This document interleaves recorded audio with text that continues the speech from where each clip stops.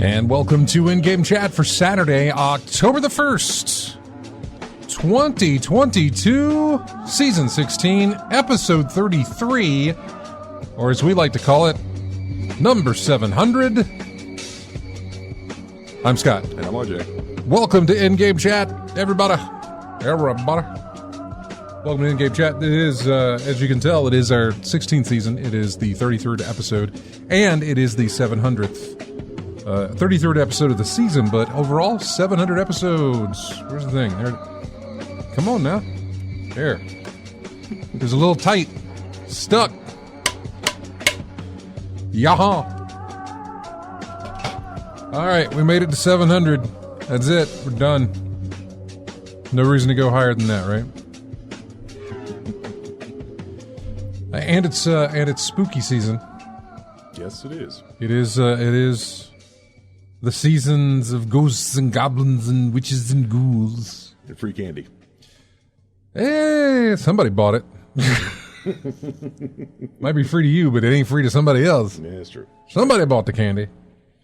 But yeah, welcome into the show. All of our music for the entire month of October will not necessarily come from horror games, but we'll have a horror, scary, spooky, sense to it. Horror, spooky, suspenseful. Right, exactly. Uneasy, yeah. So like when you think about Mario Brothers, you don't think, oh, that's not a scary game. But then there's, of course, the Haunted Mansion, the side of Mario World and all that other stuff. So certain stages have certain exactly. Yeah. So that's what we're talking about when we talk about the kind of music that you're going to be hearing. All of it selected by Wendy, by the way. She enjoys doing that, especially during the Halloween months, searching around for spooky video game music. And that is what we're going to be doing. Perfect choice, based on her favorite genre. There's a track from Shin Megami Tensei. Hey, I got the second word right. Mm-hmm. Yeah, there's a track she selected from that game that is going to come up in today's show. So... Lethal Migrant says bye crappy Stadia. We're going to get to that. Let me finish reading my script. If you'd like to get in touch with us, our phone number is 334-272-9228. Pretty much we're done. Check out ingamechat.net for all the links to get in touch with us. You can find us on Twitter at InGameChat. You can find us on Facebook. Same place. You can email us, everyone at ingamechat.net. We are streaming right now on Twitch. Go to twitch.tv if you want to see our beautiful faces. Speaking of spooky season, if you want to go to Twitch and be scared, you can just look at us. I'm only speaking for myself, not for RJ. But yeah, you can go there and watch us. You can also join us on Discord and pop into the chat room there and join us on air to talk about Stadia or to talk about whatever it is that you may want to talk about as far as video game related type of stuff. Again, ingamechat.net. Like walking in a door, ingamechat.net is our website. Go all the way to the bottom and you'll find links to everything I just told you about so that you can join us live while we broadcast. So, yeah, let's start with Stadia then. Why not? Yeah. I want to say it's big news, but I don't know of anybody who really put any money into it. You know what I'm saying? It's one of those stories that's like, it's not surprising. No, of course not. Based on what it was going through and how people were talking about it, you saw this coming. Yeah. So it's not really a big as it could have been. Right. We So, talked about when Stadia was coming around. I mean, I was thinking like, oh man, I should go back and find the old episodes where we talked about how Stadia is not going to last. I was like, well, no, you're not unique. Everybody knew that Stadia was not going to last, or everybody was very skeptical of it surviving ever how long it was going to survive, mainly for the fact of Google's track history, or their history in tech, as far as that's concerned. They don't stick with stuff, or if they do, they randomly decide to kill it out of nowhere. So it's like something backwards, like something that the public really enjoys, they kill, and something that we really don't care for, they'll stick with it as long as possible. But I can't tell which side of the fence this falls on. So horrifically bad that they had to pull out. I mean, I don't know, because I didn't care about it. So that's fine. Yeah. And so I guess this falls in that other category, was just an unsuccessful attempt at getting into gaming, I suppose, or game streaming. Amazon's doing the same thing with their Luna stuff, and I haven't heard anything on that. Yeah. I've heard less on that than I have on Stadia. But it was announced earlier this week. I want to say it was Thursday, or maybe it was Wednesday. I think it was Wednesday. No, it was Thursday.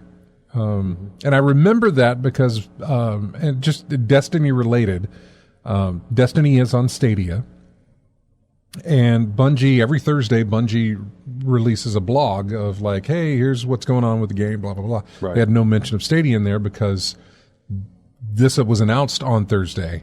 And by everything that we can tell, Google just announced it. In other words, they didn't tell anybody in their dev teams or any kind of partners or anybody else.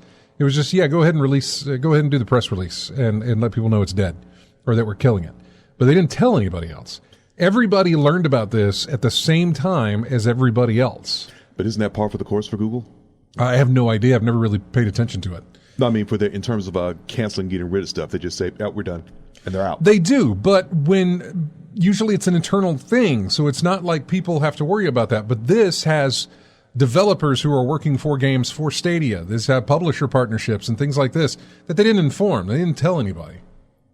So I'm not saying that it's... Sounds typical to me. Yeah. We're out. We're done. But I don't think they've ever worked with anybody in this way before. You know what I'm saying? That they've had multiple people who were involved with this, not necessarily tied directly to Google, but tied to what they're doing with this. It's kind of like all you ever made was apps for the iPhone, and then Apple said, "Hey, we're done with the iPhone. It's done. After this week, we're killing it." And then you're like, "Well, I make apps for you guys, and you didn't even give me a heads up that this was going to happen." You know, and it's the same way. They didn't give anybody any kind of notice. There was nothing. It was just, we're killing it. This is it. It's done. They're also offering refunds to everybody as well. They're officially shutting down. I'll just read the article. The Stadia. He said in a blog post on Thursday, the announcement comes less than 3 years after the cloud gaming console launched. It will shut down in January of next year. Players who bought Stadia hardware and games will get a refund for their purchases. Quote says, "We're grateful to the dedicated Stadia players that have been with us from the start. We'll be refunding all Stadia hardware purchases made through the Google Store and all game and add-on content purchases made through the Stadia Store. Players will continue to have access to their games library and play through January 18th, 2023, so they can stop their final play sessions. We expect to have the majority of refunds completed by mid-January. We'll have more details later on." Let's see. He said Google remains deeply committed to gaming. You shouldn't. Just stop. We see clear opportunities to apply this technology across other parts of Google, like YouTube, Google Play, and our augmented reality efforts, blah, blah, blah. Revealed in March of 2019 at the Game Developers Conference, Google Stadia, the cloud gaming platform, it launched in November of that year, but without some of the promised features. Yeah, I mean, that's a nice little stroll down memory lane of what it was going to offer that it never did. Let's see. In 2021, Google confirmed that it was shutting down its internal game studios dedicated to Stadia development, and that Stadia Games and Entertainment Vice President was leaving the company. And yeah, so they already shut down their internal studios, but there were other people who were working on and publisher things that they had going on as well. And apparently it was all news to them. I know, but I say it's news to them. I'm sure in the back of their mind they're thinking at some point it's this bridge is going to collapse. You know, this unstable ground is going to fall from beneath our feet. Yeah. And sure enough, it did, because Google's history, man, Google's history of this stuff, you know, this is the way. This is how it goes with Google. I never put any investment into it. I did. It was, they had some kind of friends and family thing. So, one of our guys in our clan on Destiny, he got a Stadia thing to check it out, and he had that friends and family stuff. So he gave out a code, and I could play with him through his account on like Destiny and stuff. And I gave that a shot just to see. Let's just give it a shot. Now I did some beta testing with it for Assassin's Creed Origins, I think it was, or the Greek one. I can't remember which one it was that I beta tested. Me and Matt did beta test with it. Smooth, was nice. It was awesome. It was really, really cool to actually load into a web browser and play it and have a game come up just like it would be if I was running it on my system at home. And there was no lag. Again, this was beta testing, so it wasn't as whatever it was when it hit retail release. But I had no problem playing what I was playing. I thought, hey, this is really cool. Yeah. Well, Margaret said in the chat room about internet. It's too bad for streaming only to work, because I was thinking about competitive playing with other people, having multiple people playing the same game. How would that work? Because Assassin's Creed was a single player game, right? Yeah. It's a single player. So what about something multiplayer or competitive? Destiny is one of those things where you could, and was it smooth as silk? We never had a problem with it at all. Okay. Was it local or people in? Oh no, it was. I played with one of our clanmates. He lives up in Pittsburgh, I think. Pittsburgh? Yeah, somewhere up there. I mean, it was, good distance away. Okay. And we played Destiny. It was one of those things where you could go,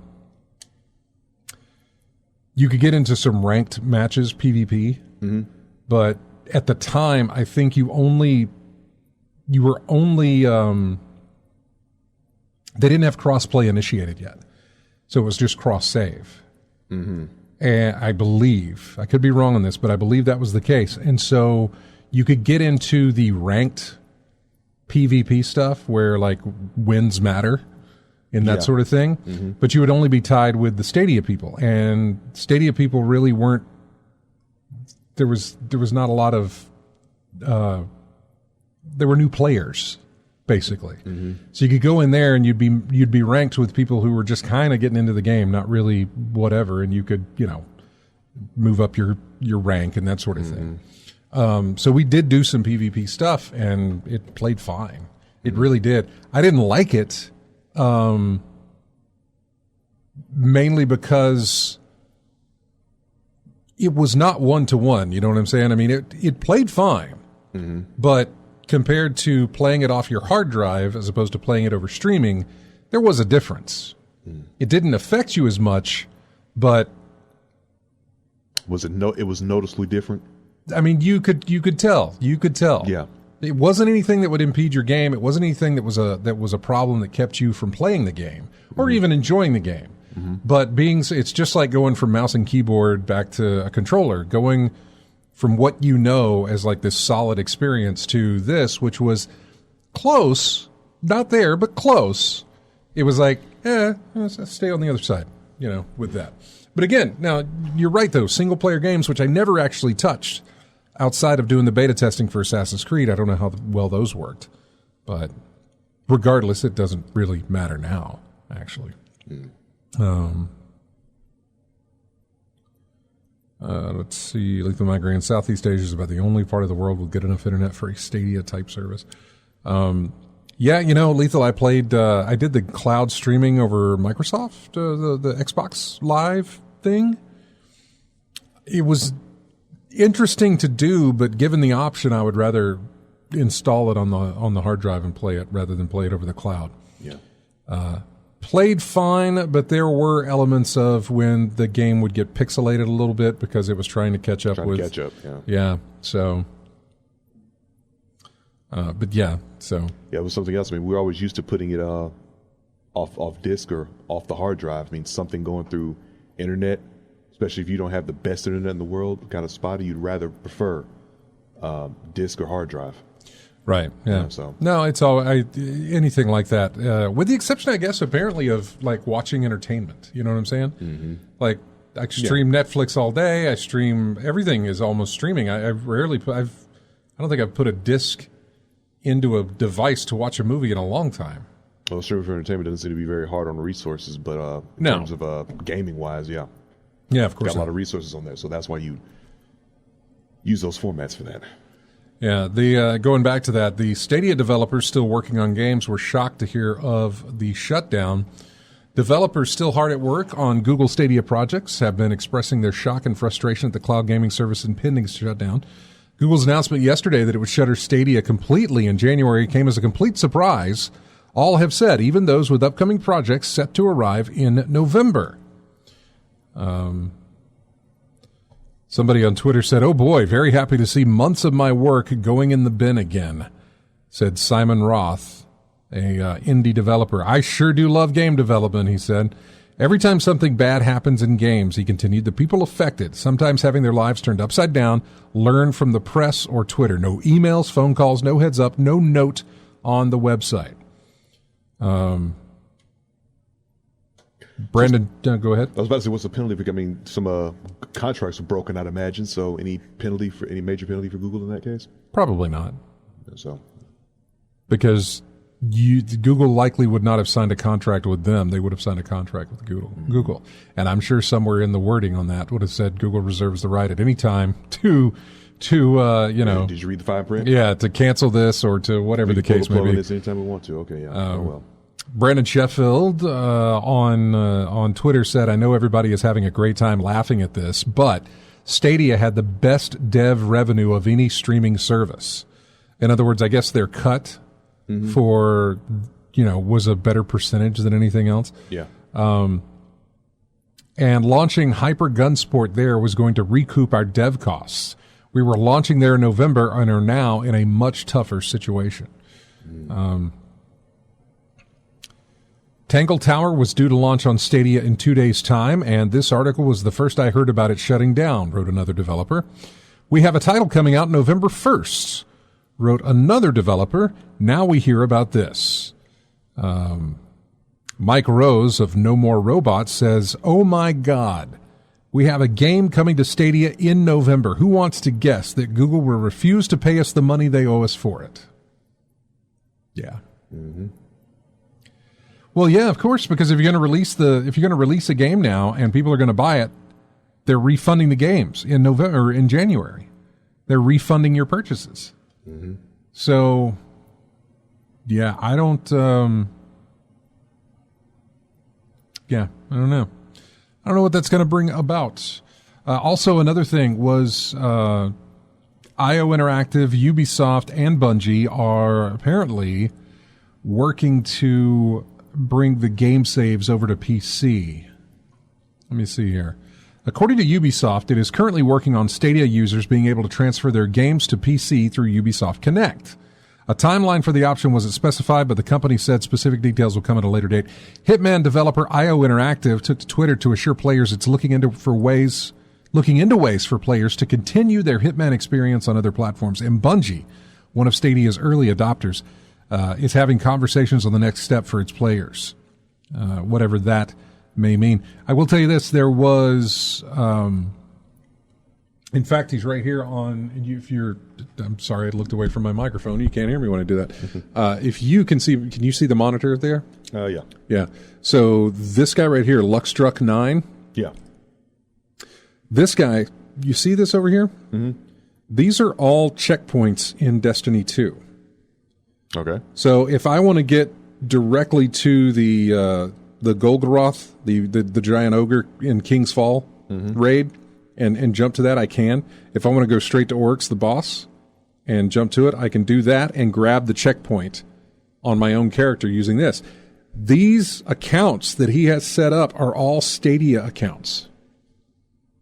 Oh. And he keeps them going so that they can hold these checkpoints in all of these different events in Destiny 2 so that people can just grab those checkpoints when they need them.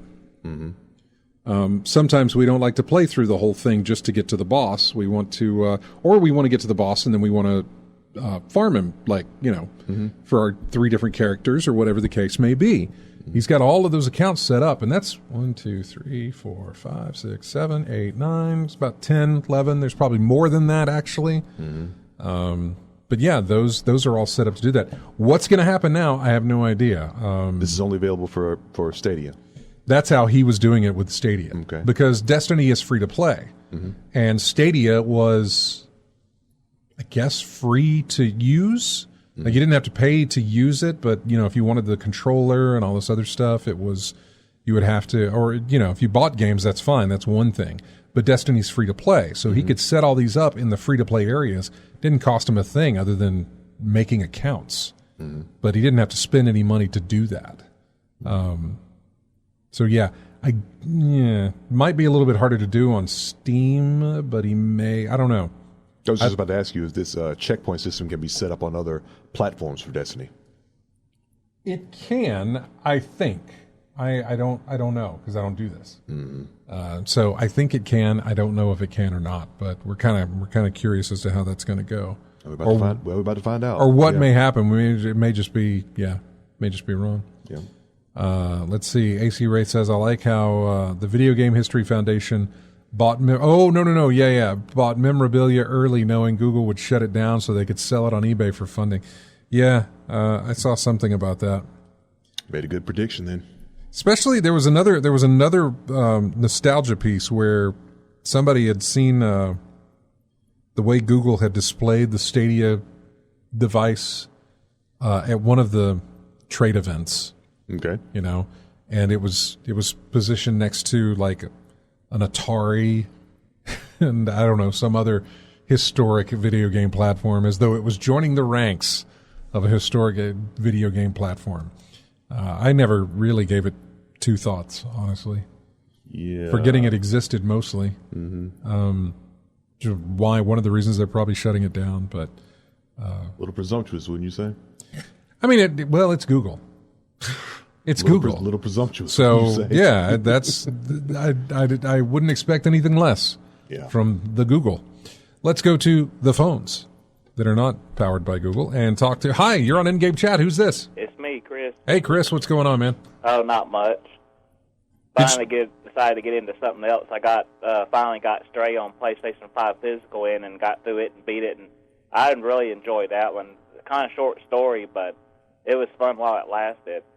Is that one you bought, or did you get it through like their PlayStation Plus thing, or what? I bought it. I reserved a physical copy through GameStop. It came out, I think, last Friday or last Tuesday or something like that. But, if you've heard or read the articles, GameStop was having issues sending out orders and everything. But I found out from the managers that it was a system software update issue where the warehouses didn't know what titles to send to the stores, that they had people that had reserved titles and stuff, and they weren't communicating really good, so I had to wait a long time, and I still hadn't got 2 of the collector's editions of Made in Abyss from the Nintendo Switch that came out last month, and I still hadn't got those 2.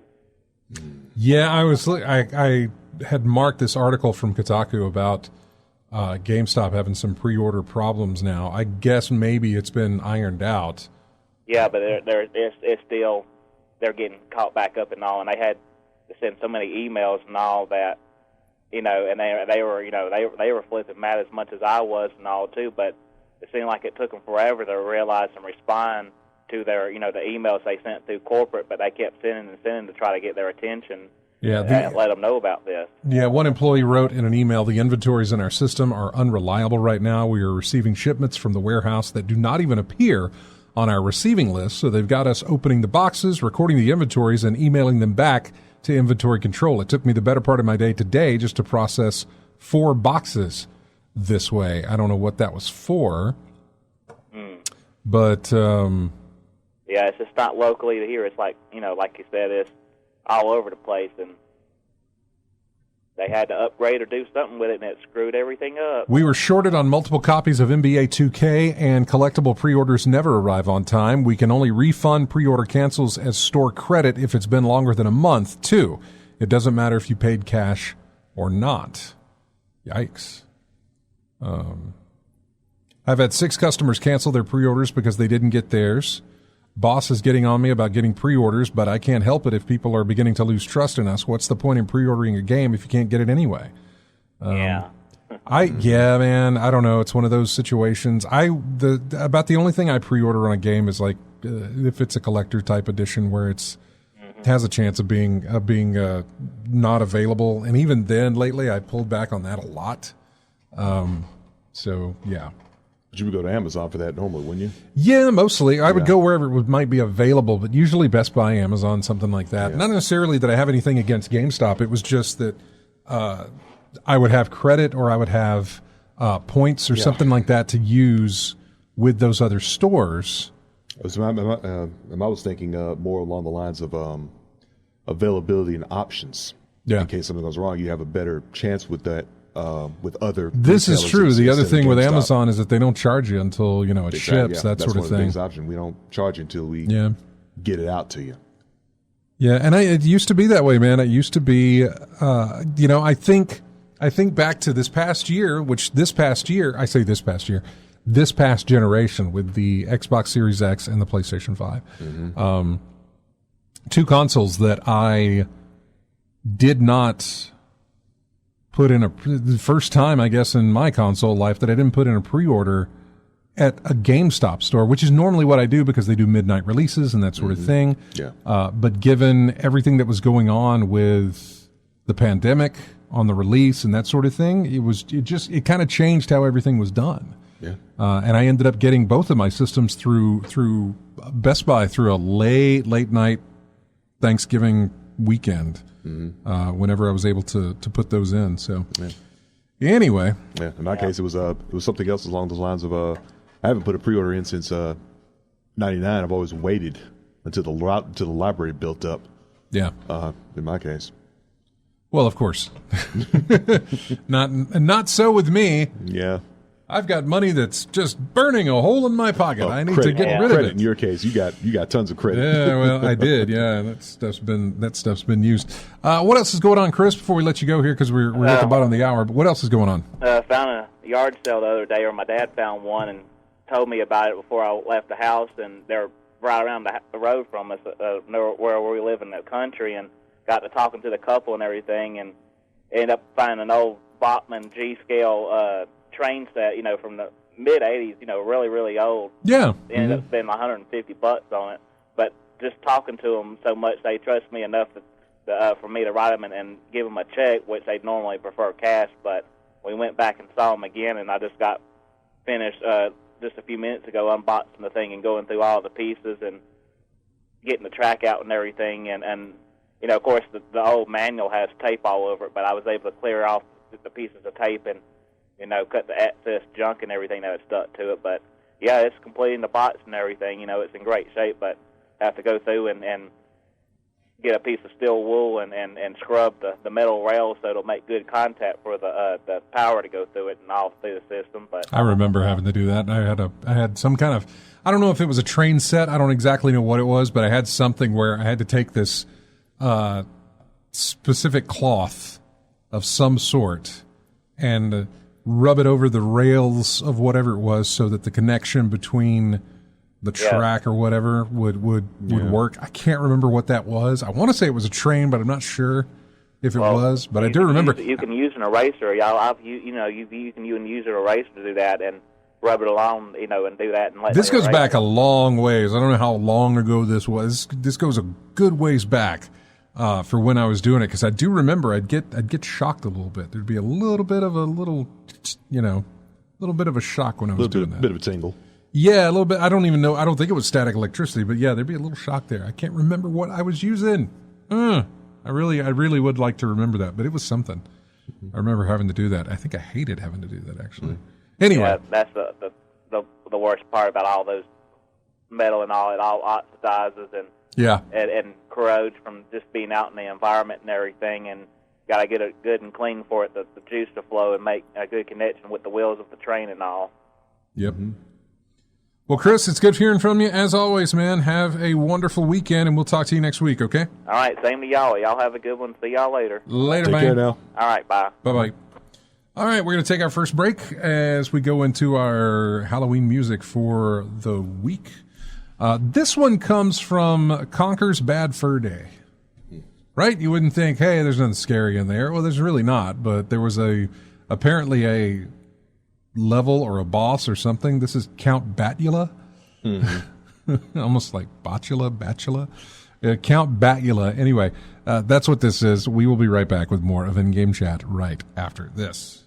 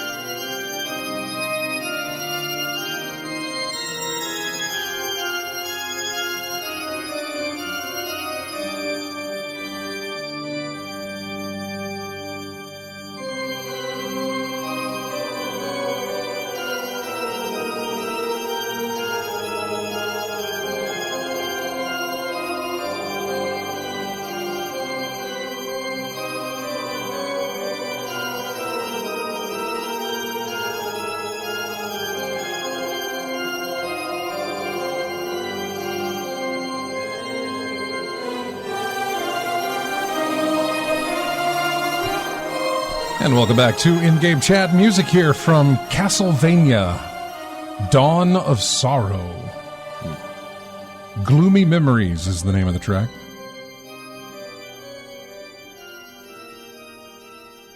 Welcome back to the show.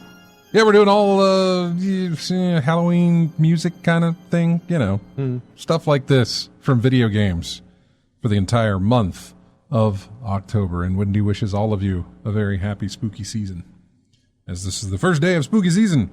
We get into what we played. Everybody knows what I did. What did you play this week? Anything new? Well, I tried to do something with my alt characters in Elden Ring. I tried to fight Millennia with all my alt characters. It did not go very well. I have no idea. The way you made it sound like it didn't go well. Oh no, it never goes well. Fighting Millennia in Elden Ring never goes well. But she's worth a lot of runes, and I needed to build up the stats of my characters, so I forced my way through doing that. But yeah, she was worth a lot of runes, like 500,000 to 600,000, depending on how you perk yourself up. But eventually you get there and do it, and I was able to do it with a couple. And turns out that I was missing a whole bunch of trophies in the game. I had to get some certain items that collectively, amongst all my playthroughs, I was able to get, but never on a single character. So I had to spend some time doing that, getting all my trophies lined up. So now I only got one trophy left to do, and basically all I have to do is get the Frenzied Flame ending, and I'd have a platinum for Elden Ring. And I haven't got a platinum for a game in a long time. I think the last time I got one was for Ghost of Tsushima. Okay. That was the last time I platinumed a game to play it long enough to do so. And Elden Ring, if I get this one ending, I'll be able to do that with it. Outside of that, played a little bit of Grand Theft Auto 5 Online. There was a new event, skydiving. Basically, one of the in-game brands, Junk Energy Drinks, had the sponsored skydiving event. I hate skydiving in this game. I really do. I've never really put a lot of work into it, really, but trying to be accurate. You have to be hit all the checkpoints, get it within time, hit this landing spot perfectly to get all the money for it. I'm like, you know what? There are easier ways to get money in this game than skydiving and face planting in the side of a mountain, which is what I did repeatedly over and over and over again. Yeah, but that's pretty much what I've played this week. Yeah, for me it was Destiny. That was it. Mm-hmm. Yesterday, I finally got the last piece that I needed to hit level cap. To round it all out, 1580 on everything. So max 1580 is max. With the catalyst and all? That's the pinnacle max, yeah. Okay. In other words, 1570 is the soft cap, 1580 is the pinnacle cap. Mm-hmm. So, and now with your artifact that adds, just keeps adding power level to you as you go. Yeah. Currently, I'm sitting at 1595. No, 1596. Mm-hmm. So I'm currently sitting at 1596, and which at the end of the season, I'll just fall back to 1580. Everything resets. But that's not happening until sometime in December, I believe. So, but yeah, I'm kind of, again, I've talked about it before when I banked all my bounties and I was getting everything ready for the new season so that I could launch in and just claim a bunch of stuff and move my XP bar and everything else, just get a jump on the season so that I could try that raid the week of. I don't have a raid to worry about coming up next season, but I really kind of enjoy this, where it's put me. I'm kind of doing other stuff I'm not, I want to say you're not stressing to get this thing done or whatever. I don't necessarily know about stressing, but normally I have these goals I got to hit, because, hey, I need to do this, I need to do this, I need to do this, because, these weeks start piling up and everything, and you got things to do. Well, I'm good. I right now I'm taking care of some little tiny things. Grandmasters start next week. The uber challenging Nightfalls activities. So those start next week, and I'm ready for those. You have to be 15 above pinnacle cap to do those, and I am 16 above pinnacle cap. So, I'm ready to do them. But yeah, so we'll run the raid again tonight, but I'm good there. I don't necessarily need to run it. And I may back out tonight. I don't know, just because I don't need to. Mm-hmm. I could work on some other things and just not do that, but I don't know. Mm-hmm. We'll see. We'll see when we get there. But yeah, so that's what I'm doing, playing Destiny. And anything else? No, I didn't play anything else. I did fire up my PlayStation to download last month's PlayStation. I say last month, but September's free games for that. And speaking of, we've got what is coming in October for PlayStation Plus. It'll be Injustice 2, Super Hot, and Hot Wheels Unleashed. You're part of PlayStation Plus, right? Yeah. Yeah. Hot Wheels. Wait a second. Let me see. Which usually there's something that is just for PS. Okay, never mind. They're all. If you have PS4, you're fine. So Hot Wheels Unleashed will be your PS5 game, but if you have PS4, you can still get that one because it was released on both systems. Injustice 2 and of course Super Hot as well. So yeah, Hot Wheels Unleashed, not bad. Not bad. I did not stick with it as much as I thought I would. The look of the cars, the way the tracks are built, really kind of cool. But I did not stick with it as much as I thought that I would really put some time and effort into it. I think the way you were describing it last time, I was thinking of Revolt back in the day on Dreamcast, which is essentially a really jazzy version of RC Pro-Am. Yeah. Yeah. fireworks fireworks for missiles, marbles, oil slicks, things of that nature. Yeah, it's a good looking game. Yeah. It's a great looking game, to be honest with you, for Hot Wheels. There's a lot of detail in that you wouldn't it's Hot Wheels, so you wouldn't expect that, but you can look at the cars and there's wear on the tires from where you've been running them. They're plastic, and the detail, the texture, whatever, gives it that plastic like it's been worn, as you've been using it on the track. It's just really, really good, the attention to detail that they put into those cars. And there's a number of different cars for you to unlock. Some themed, some not, like, Mystery Machine or the A-Team van or something like that. But then there's stuff that are just Hot Wheels staples, like some of the hot rods that had the big motors and stuff coming out of them and that sort of thing, or just a regular car. But it's really, really well done. So yeah, check that out next month if you've got, or this month really is what it is, if you've got PlayStation Plus. We also got the games that will come out with Xbox Game with Gold, or Games with Gold, whatever it is. It's 2 games. Remember, last month, September, was the last time they were going to release an Xbox 360 title. And they gave you Portal to close out that whole situation. So now it's just 2. They're both Xbox One games, I think. Windbound is one of them. And Bomber Crew Deluxe Edition is the other one. Windbound is available now, and Bomber Crew Deluxe will be available from the middle of the month to the middle of November. So, yep, there you go. And what else do we have that happened? Skull and Bones got delayed. Again, there's not really any news here because Skull and Bones... I was never sitting on pins and needles like, I'm counting down the days till Skull and Bones gets released. Oh, it's delayed. Well, now I'm disappointed. No, I'm not. I wasn't really counting down the days till that release. Maybe there were some people who were. I don't see how you could have been because we haven't had enough updates for you to be that excited about it getting released anytime soon. But it has moved now. This is a game that was announced in 2017. Yeah. It's also Ubisoft, by the way. I should say this is the Splinter Cell Ubisoft group, who haven't released a new Splinter Cell since 2013, I think. But yeah, it was announced in 2017. It was going to be released in the fall. However, in May of 2018, they delayed the game to 2019. When that rolled around, the game was then pushed to the 2020-2021 fiscal year. Then, back in July of this year, they finally said, hey, we're going to release it on November the 8th. Nope. We're pushing it back again to March the 9th of 2023. The reason for the latest delay, according to Ubisoft, is the team needs extra time for polishing and balancing to give players the best possible experience. They did say an open beta is coming in the near future, but we don't have any word on when the near future will be. Is that the go-to phrase for delays now? The polishing?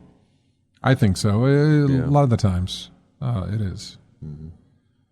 It's an easy way to just throw that out there and say that covers why we're doing the delay, because technically it probably is something that has to do with polishing and balancing. There could be other things as well, but those could also fall under an umbrella of polishing or balancing, you know.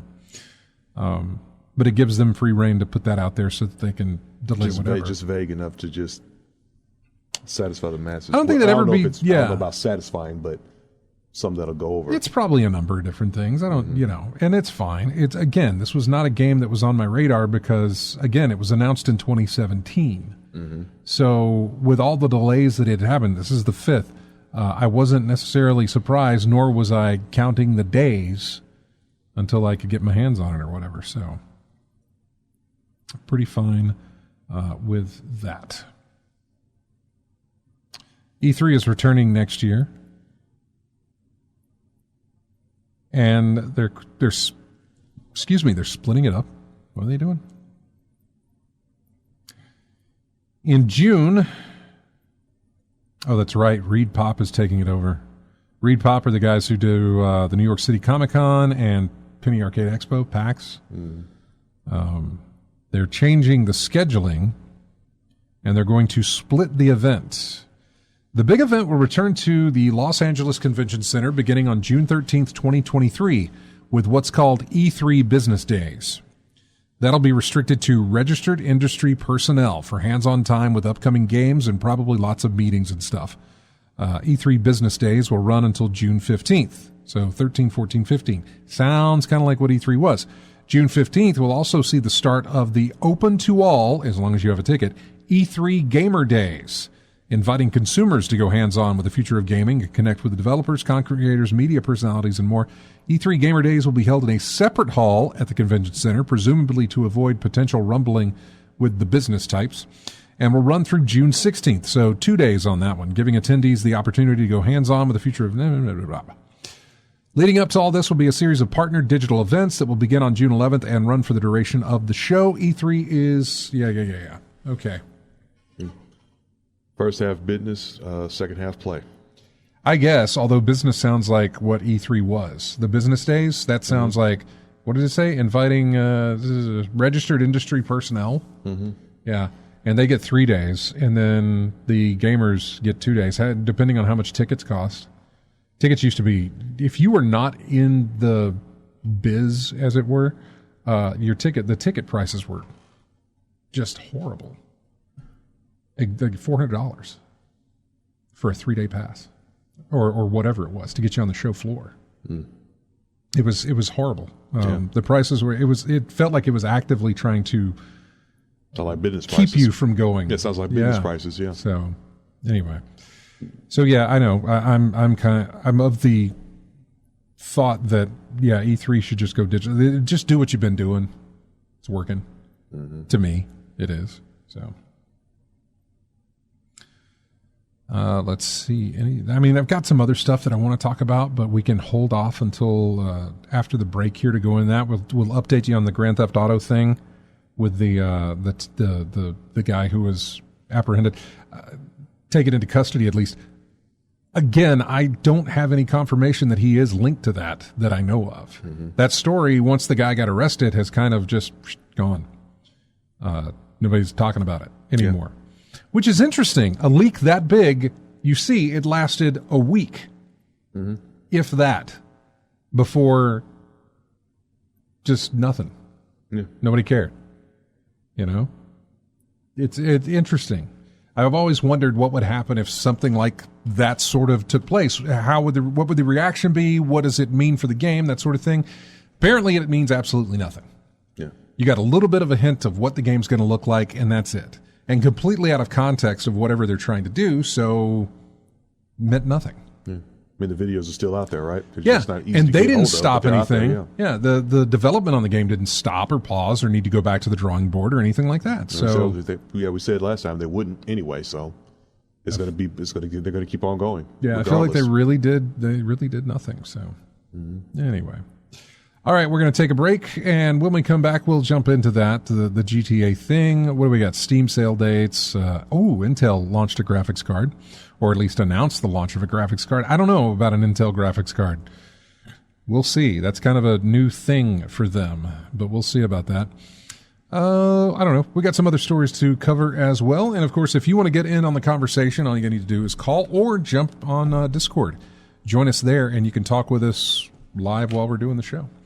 Anyway, we're going to take a break. This music comes from Shin Megami 4. Are there 4 of them? Probably more than that, actually. Oh, okay. So that title's been made so many times. It's ridiculous. Well, this comes from the 4th game. It's called Reverse Hills, is the name of the track. So we'll be back with more of In-Game Chat right after this.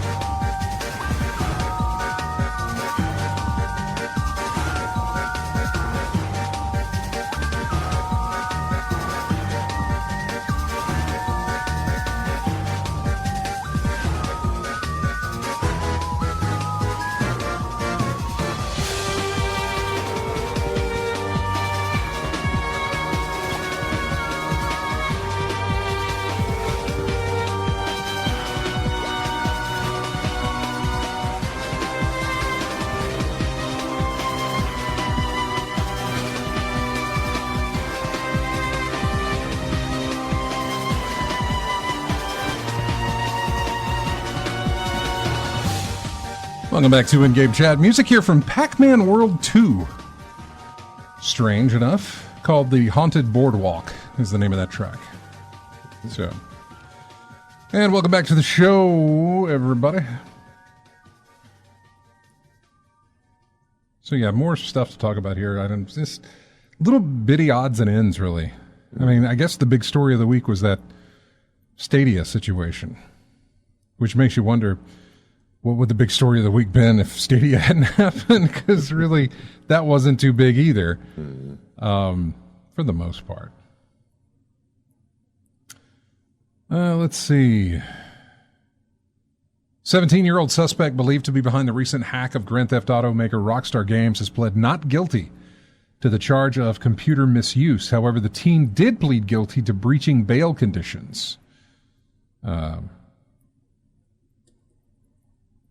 Now being held at a youth detention center currently.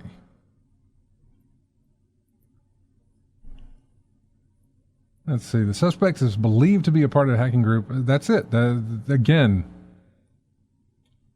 they think he's the one that did it, but there's currently nothing that is confirmed that that is the case. So, and that's all. That's the news we have of the guy who leaked Grand Theft Auto 6. I haven't read anything about Intel's new graphics card. You know, we were talking about graphics cards. Obviously, when EVGA split with NVIDIA, right? Then a week later, NVIDIA said, "Here's our new graphics cards at horrible prices." Mm-hmm. That they doubled down on already, saying they're not going to change the price of. Yeah, $900 entry fee for your graphics card. That is your base lowest tier so far. Will there be lower tiers announced? I believe there will be. But you're starting at $900. So even to go lower than that, your pricing is going to be around $700 maybe. For like the low of the low in the 40 series that they'll do. And that's just a guesstimate. I don't have any idea if that's going to be the case, but I don't know. It's just... I'll get a 40 series probably when they are announcing the 60 series of cards at that point. Yeah. So. About to say this one, why go 40? Stick with your 30. It still performs well.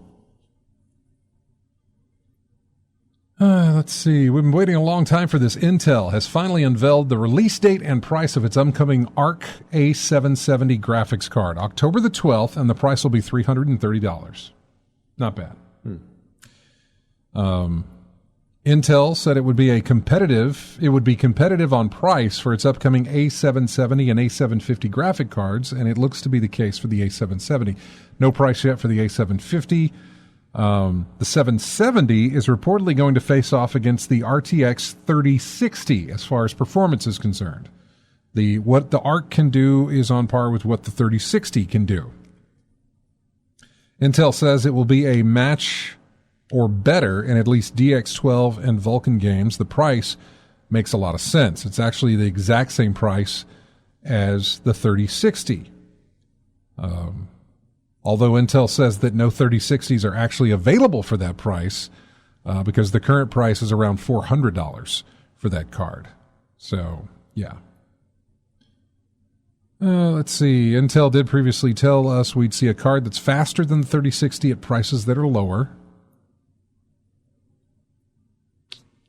So, yeah, I'm just looking. This is my first time reading over this. After a look around at a couple of retailers just now, I'm inclined to agree that NVIDIA's card doesn't sell close to its MSRP, though you can at least find them for a touch cheaper than mentioned, like an MSI model that's $410. But point made, Intel, if it can stick to that price and maintain a steady supply of cards, which it says it has plenty of but will roll out gradually, it may well prove a decent card for gamers on a slimmer budget.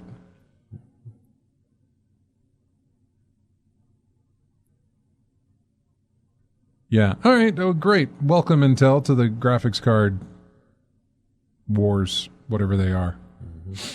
Mm-hmm.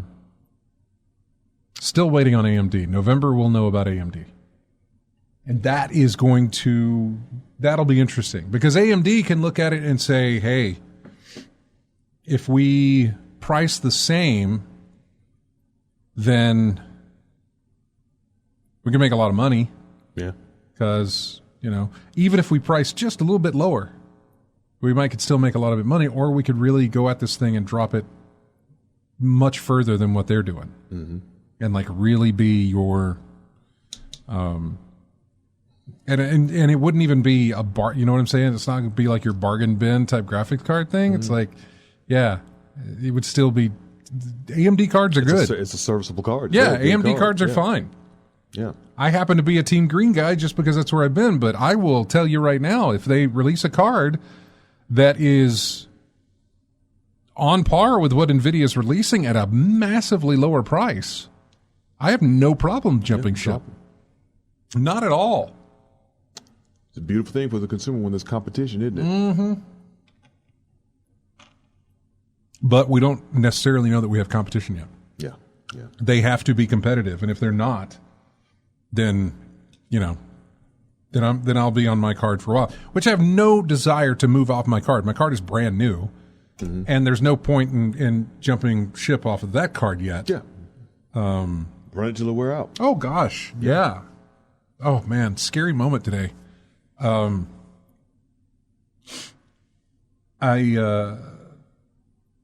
check around 10 o'clock, close to 10. I check every morning the computers here at the station to make sure everybody who is remotely doing their air shifts has sent over their talk breaks and everything else they have to do on a number of different stations here. Right.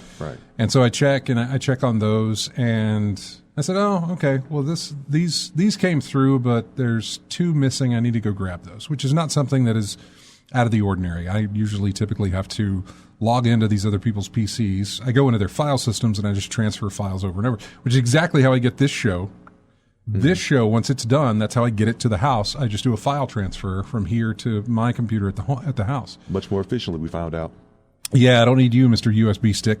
In fact, once we're done with the show, I'll go into that room and I'll set everything up and get it transferred, and it'll be ready when I get home. It'll be ready within 2 minutes of me starting it. It's that fast. Yep. To send it over.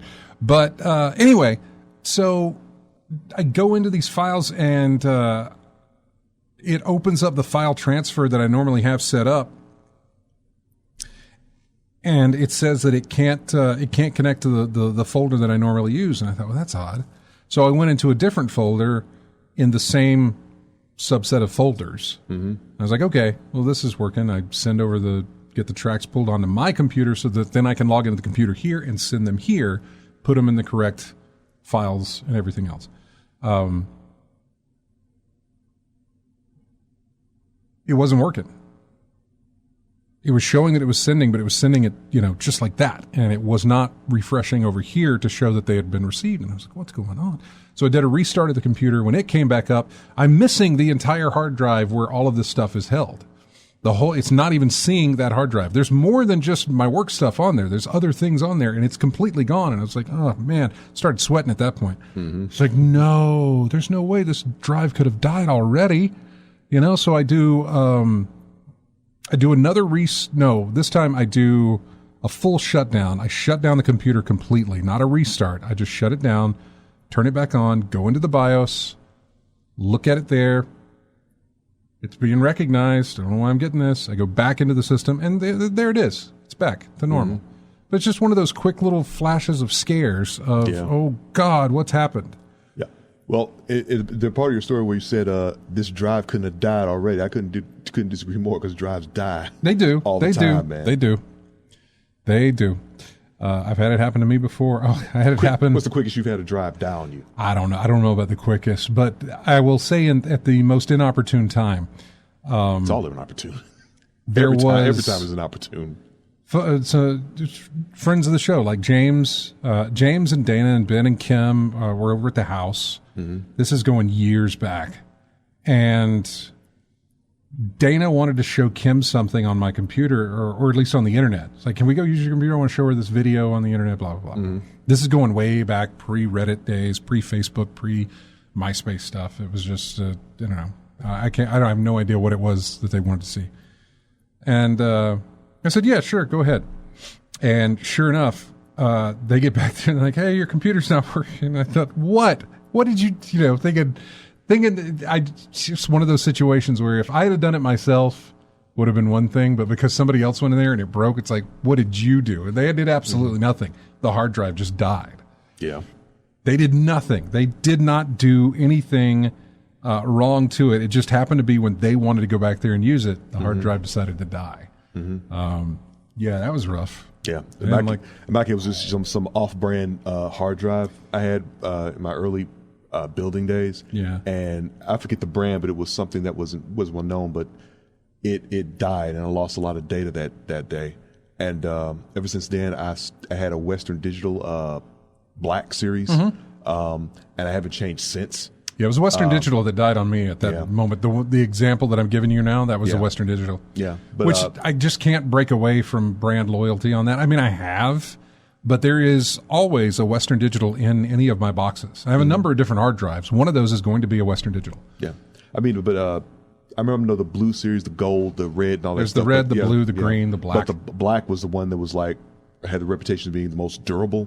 It was, so I stuck with that from. It's the most expensive. It's the pricier of all of their brands. I think of all their brands or all their different sub brands, whatever you want to call it. Yeah.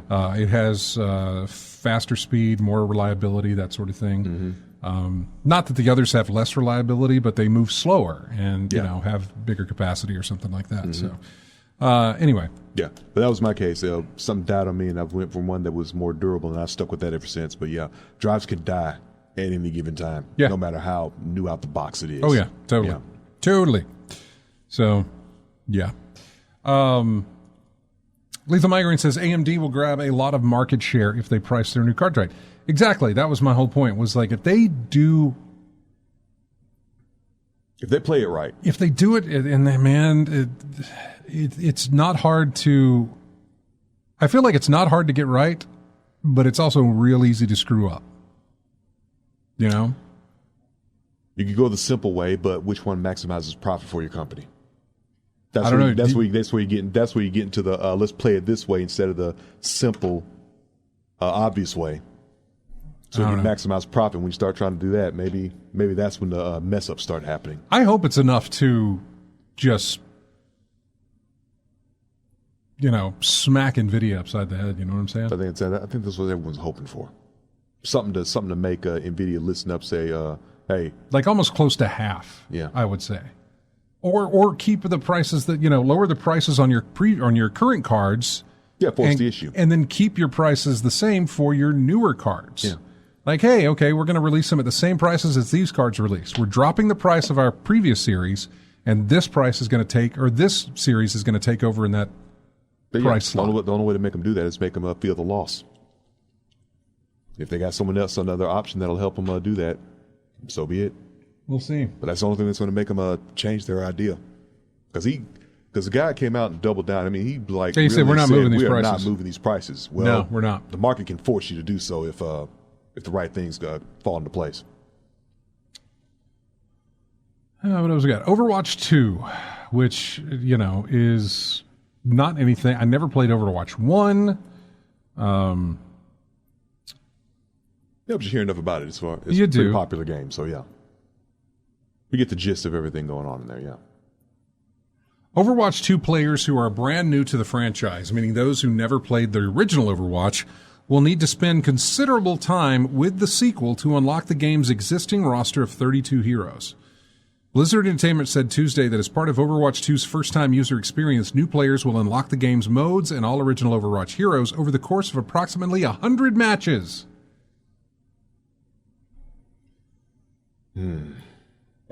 Overwatch 2's first-time user experience will quickly unlock all game modes and in-game chat. Hey, that's us. Said Blizzard, but new players will need to win 50 matches in quick play mode to access competitive games and complete about 100 matches to unlock almost all of the game's characters. Blizzard said most of the new player restrictions are lifted when playing in a group, so new players can team up with their friends at any time to play almost any game modes, with competitive mode being the exception. Players moving from the original Overwatch to Overwatch 2 will have access to 34 out of the game's 35 heroes at launch. Existing Overwatch players can also expect some changes in 2. nothing that seems significant to mention. Starting October 4th, Overwatch 2's launch day, players will need to have a phone number attached to their Battle.net account to play. That feature is called SMS Protect and is described as an additional layer of security aimed at preventing cheating and other bad player behaviors. They said the phone number attached to a Battle.net account cannot be used on multiple accounts at the same time, and players can't use the same phone number to create multiple accounts, and that certain types of numbers, including prepaid and voice over IP, cannot be used for SMS Protect. Interesting. Yeah, I'm wondering how much of this is carrying over when Microsoft takes over.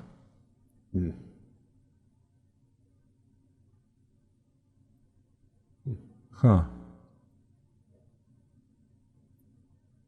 Seems to be a lot for a new player on a new player's plate. It would be, but I would imagine because how long will the new folks stick with it, so to speak? I don't know, man. Overwatch was such a big thing. I can't think that somebody hasn't already played it. You know what I'm saying? I know. Yeah. Or that somebody who's going to if play. you haven't played it by now, right? Somebody that's going to play number 2 hasn't two? played the first one. You know? Yeah. Unless they do some type of quality of life change where it's like, hey, this is better than what 1 was. Kind of like where a lot of people didn't play. Well, that doesn't really count. Well, first off, did you ever play Team Fortress? I had the game, but I never. I have Team Fortress 2. Oh yeah, 2. But I don't have Team Fortress. Oh, as far as you know what, you said Team Fortress. I thought 2. I thought about 2. I never Yeah, thought I about said, the have you- original. yeah. I've never thought about the original. Exactly. I've only played 2. Yeah, Exactly. I've only thought about 2. Because nobody's played. Well, I'm sure people played 1, but it's just one of those things. What does that where game? Does that game look like Team Fortress 2? Team Fortress 1? Yeah. I have no idea. No, I've never even considered I got it. the internet right in front of my face, and I'm asking questions. It feels like Team Fortress 2 has existed even without Team Fortress. You know what I'm saying? Yeah. What? I key in Team Fortress, and the first thing pops up is Team Fortress 2. Yeah, of course. Okay. Yeah. People also ask, is Team Fortress 1 a thing? Exactly. Okay, Team Fortress Classic. Okay. I guess that. that's the name of it. It's like that old Bill Cosby movie, Leonard Part 6. Yeah. Well, It's like, wait, where's the other what's 5? 5? Yeah. Okay. Okay, yeah, it's called Team Fortress Classic. And, it looks nothing like... I'm sure it doesn't. Looks nothing like 2. I'm sure Jeez. it doesn't. But yeah. Moving on, though. Yeah, I mean, new folks to the thing. I mean, you're already putting them in the grind, so to speak. Yeah. But you got to play with for the most efficient way to unlock stuff. You've got to play with others. You have to get you playing with others right off the bat. So, yeah. Well, I don't know. Just the way you read the article feels like a little much for a brand new player or something like that. I don't know why you can't have them. I don't know. I don't understand Overwatch. I haven't played Overwatch to know. Mm-hmm. Their music's good though. I've used some of their tracks, but I'm not sure. I don't know enough about the game to know like why not just give them access to the characters. Mm. I liked Battleborn. Lethal Migraine says Battleborn was better than Overwatch. It's unfortunate it didn't succeed. I liked, at least, you know what? I actually never played Battleborn after release. I played it at all the events, like PAX and E3 and that sort of thing. Yeah. And I really, really enjoyed it. Yeah, I mean, Battleborn was more interesting to me than Overwatch. That was the Gearbox one, wasn't it? Yeah, Gearbox, yeah. It was Gearbox. But it had more interesting characters and abilities and sets. I mean, it was the same format as Overwatch, but the characters were more interesting to me. Yeah. Had more personality, I felt. But it was just the timing of it. And, man, when you think about the advertising from one compared to one to the other, yeah, man, you could probably see the writing on the wall about how this was going to turn out, because one had the backing of one had some serious advertising backing, and the other one didn't. Well, it was, yeah. So, I don't know. Overwatch 2, I think, comes out this month? Did it say it was this month, or is it next month? I don't remember. That's how closely I follow with Overwatch. So, what else do we have? Dead Space is going to be a one-take shot from beginning to end. which is a lot like what God of War did. In fact, they were inspired by what God of War did on the PlayStation 4, where there are no cuts. The camera stays with you the entire time. There are no cutaways at all. They kind of like that, the developers did for the Dead Space remake, and so they're going to do the same thing, which is interesting because I feel like it's something they would have done anyway if they weren't limited by the fact that they had to load in different levels and stuff like that. The technology's come a lot further now to where they can have that loading going on while you're still playing the game. A lot of that happened in God of War as well. A lot of the paths that you would walk down were lengthy or windy like that because as you're doing that, it's loading in what you're about to come into. So no loading. No loading. No. They said,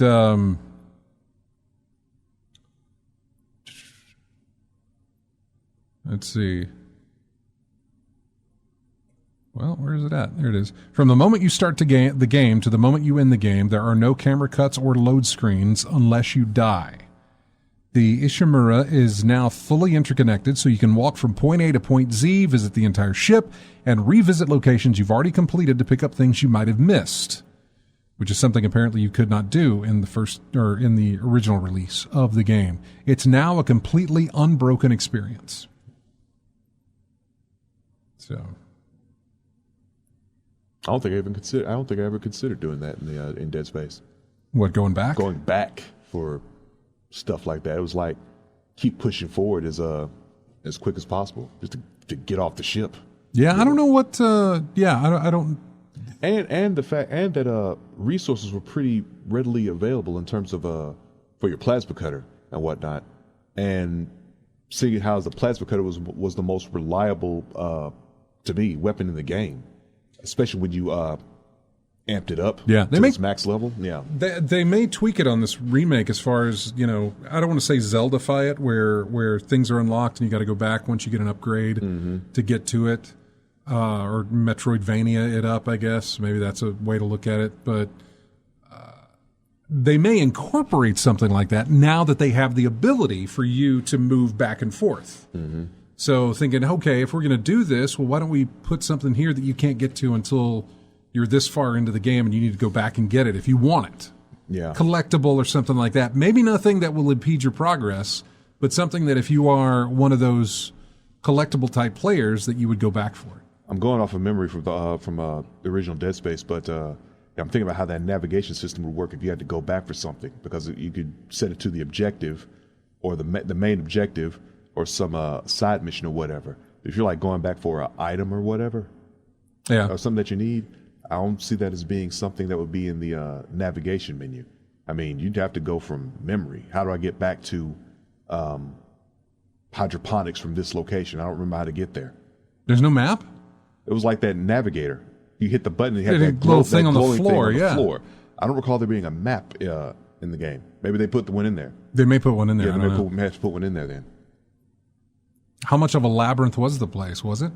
I don't know. It was a maze. It was like follow the glowing line on the floor. Okay. Just depending on if you wanted to be the main objective or a side mission or whatever. Yeah, there's me telling you I never played Dead Space. By the way, Dead Space is set to release on PC, PS5, and Xbox Series X on January the 27th. So, I was giving more thought to getting a PS5, but I've got to get a better TV first. So I'm going to get the TV first before I start looking for a PS5. What do you have currently? A TV? Yeah. A white Westinghouse 1080 pure. Okay, yeah. Yeah, from like 7-8 years ago. Yeah. Bump that up, man. Yeah. You deserve it. Bump it up. Get a better TV. Yeah. So yeah. Hey, we're going to take a break. When we come back, we'll kind of finish up talking about a bunch of little small things. There's not really any big thing to hit coming up after the break. But if you want to talk about anything, hit us up, Discord, or call us, 272-9228. Our next track, courtesy of Wendy, comes from Dead Rising 2. The track, I think, is called Evan McIntyre, but it's like Psycho Clown, I guess, one of the bosses in Dead Rising 2. I don't remember. So yeah, I remember Clown in there was a clown, but I want to say it was in the first one. Maybe it wasn't 2 two. is Chuck Green, right? I don't remember. It wasn't Frank West. I don't think it was. One was Frank West. 1 is Frank West. I think 2 is the stunt rider. I think Chuck Green. I think his name was. And yeah, there was some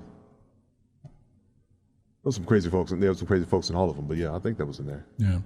Well, this comes from Dead Rising 2. We'll be back with more of in-game chat right after this.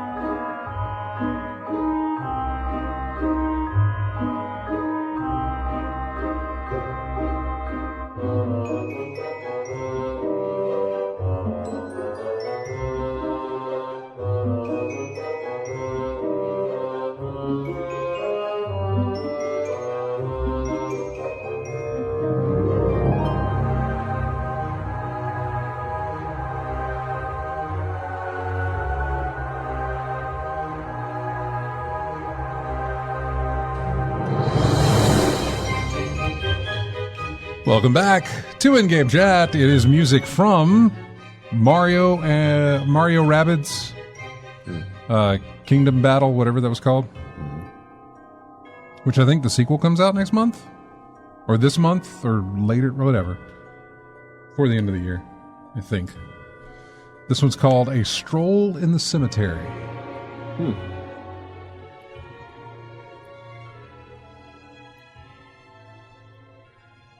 So, let's see. What else do we have? Because, I mean, there's just not much left. There's going to be one difficulty setting for, was it Wolong? Mm-hmm. Isn't that the one that is it Team Ninja? Or is that, yeah, that's the one from Team Ninja, right? Let's see. Yeah, it's Team Ninja. Yeah. So, the producer said, we're thinking it's good to have one set difficulty so that everyone has the same experience of overcoming a really intense obstacle, and they all have that feeling of achievement, like, I did it. But the caveat there is giving players all different ways that they can do that. They go on to comment that you could talk to your friends about beating a boss, share that experience. They also clarify that Wolong is not an easy game, but they want to give players as much freedom and agency to play as they wish. One thing that comes to mind is the morale system. You have a morale rank, and as you keep increasing it, you get stronger. And you can use that to choose which enemies to fight or raise it up so that you can take on a harder enemy, and maybe they'll be a little bit easier now that you're stronger. So,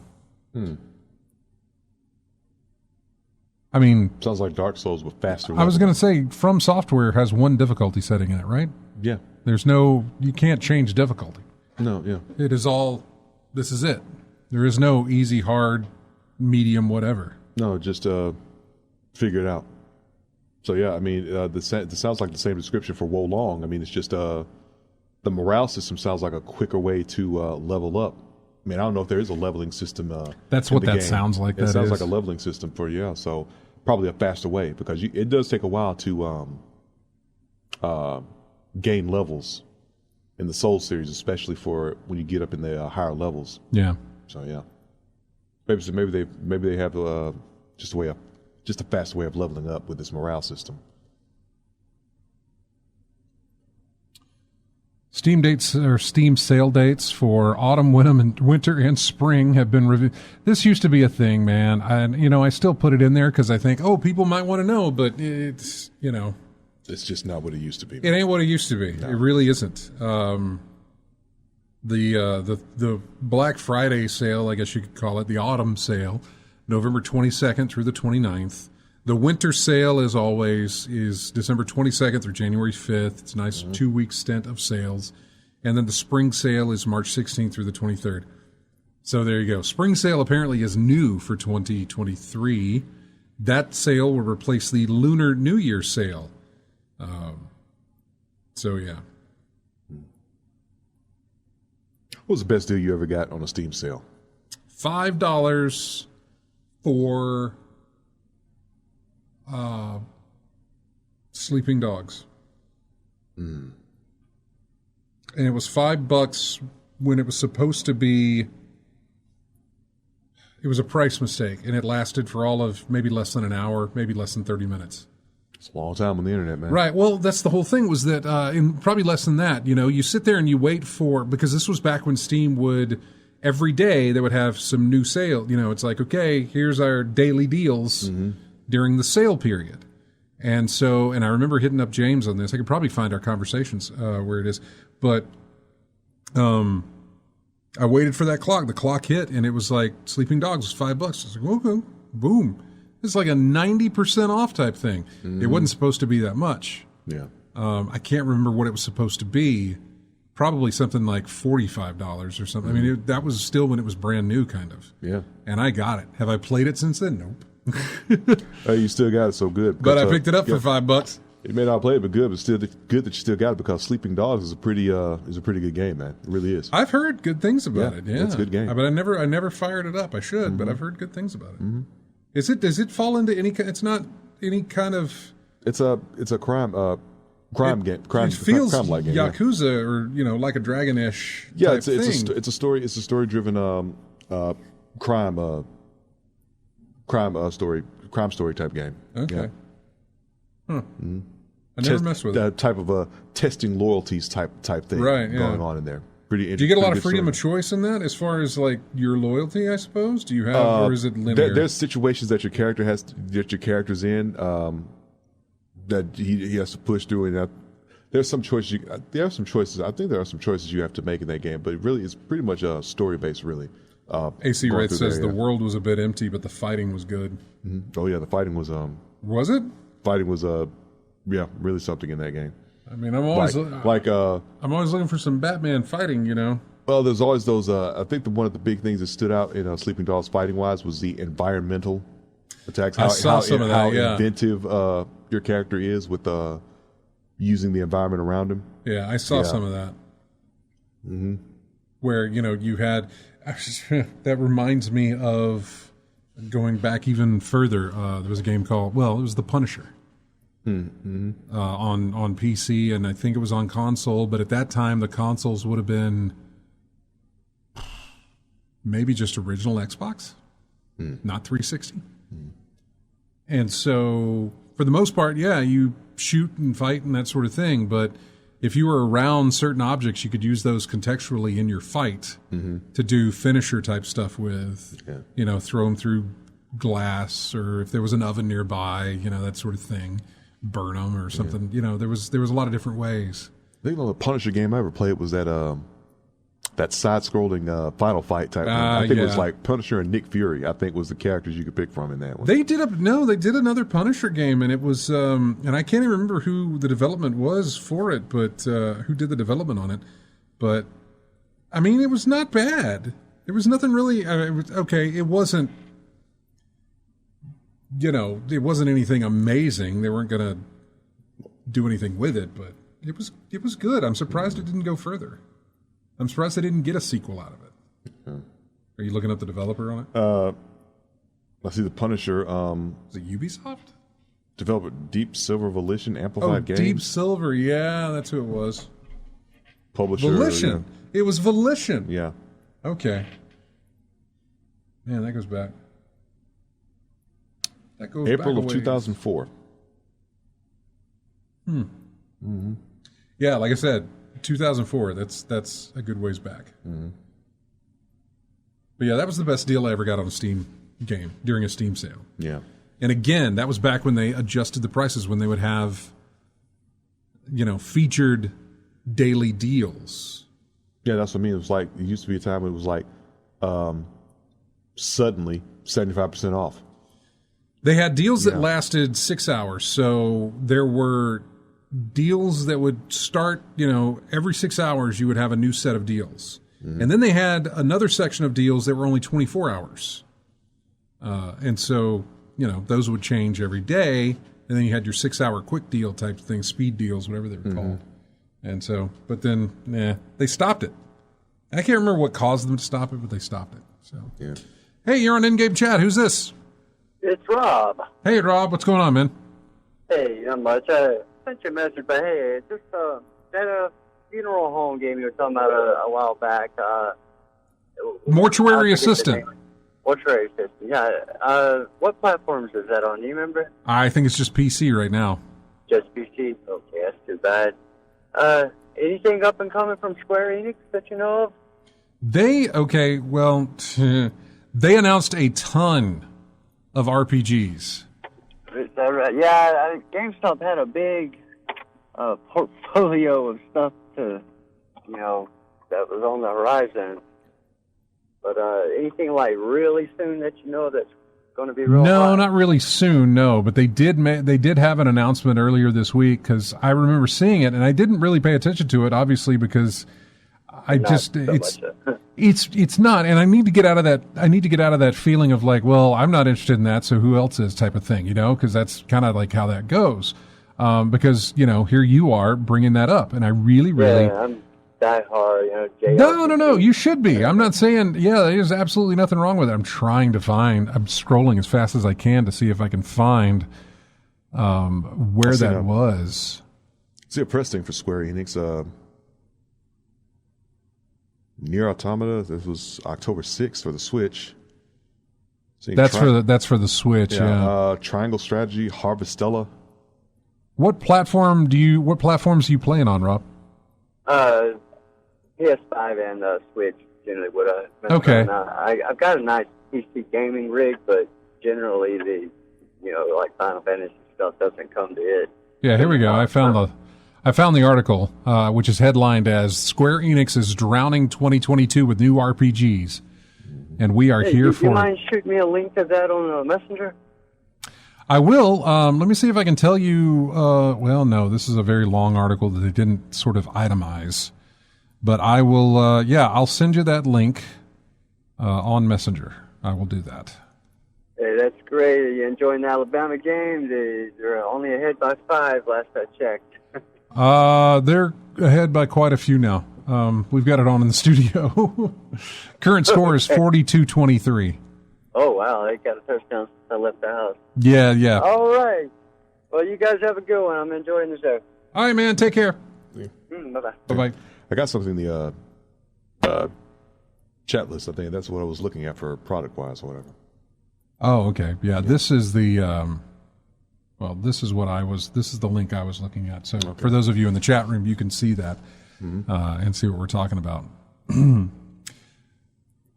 What else do we have? We had our first real look at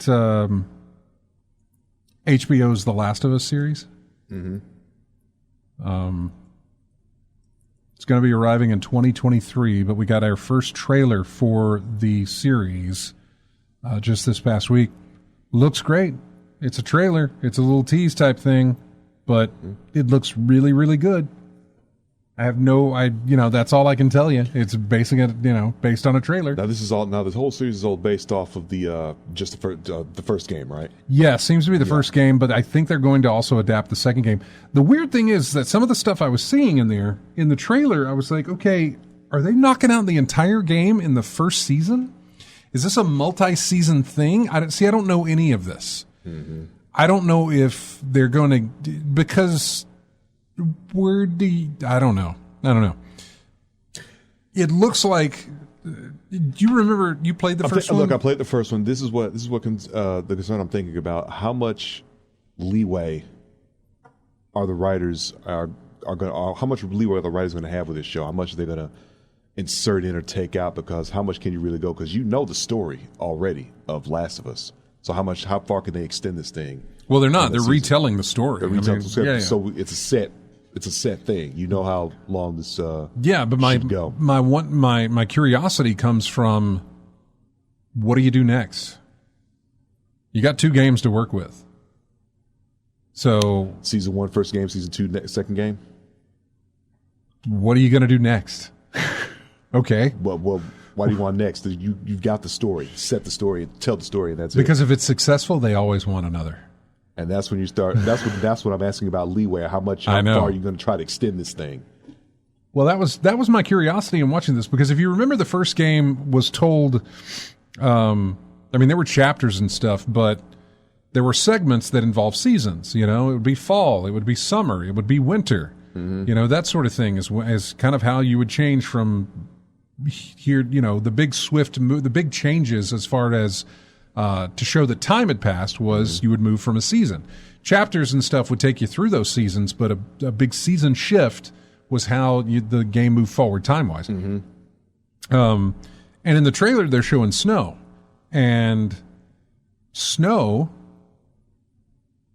is not where the first game ended, but it was close, to being over with. That's when she meets up with those other people, Fireflies? No, they weren't fireflies. They were cannibals. Yeah. No. Yeah. I'm thinking the first game. I didn't think about first game.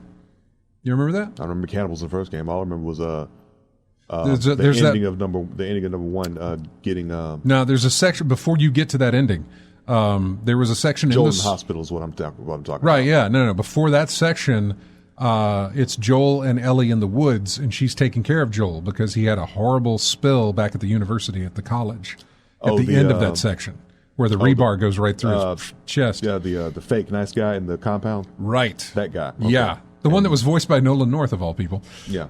Where they had the shootout in the restaurant. The restaurant's on fire, and it's snowing and everything else. Mm-hmm. So, yeah.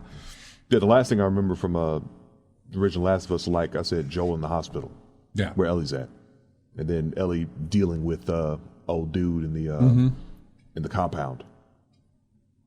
But, yeah, so either they're going to do some, like you said, if it's popular, they want more, and it probably will be popular.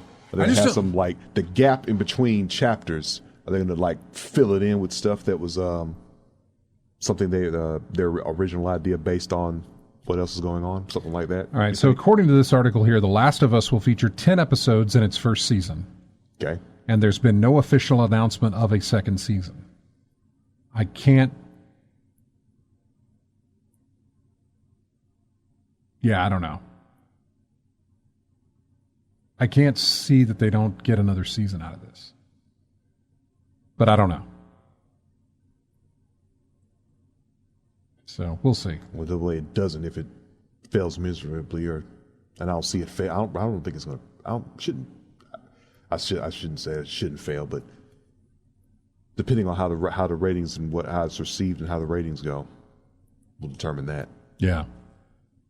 We'll see. Mm-hmm. We shall see. I'm looking forward to it. It looked great. Mm-hmm. It looked fantastic. So, we kind of hit everything. Cool. We've touched on everything there. So I have no other stuff in the news hits to talk about. It is all there. It's all done, and that's about it. What are you going to play anything this coming week? You got any plans to play anything?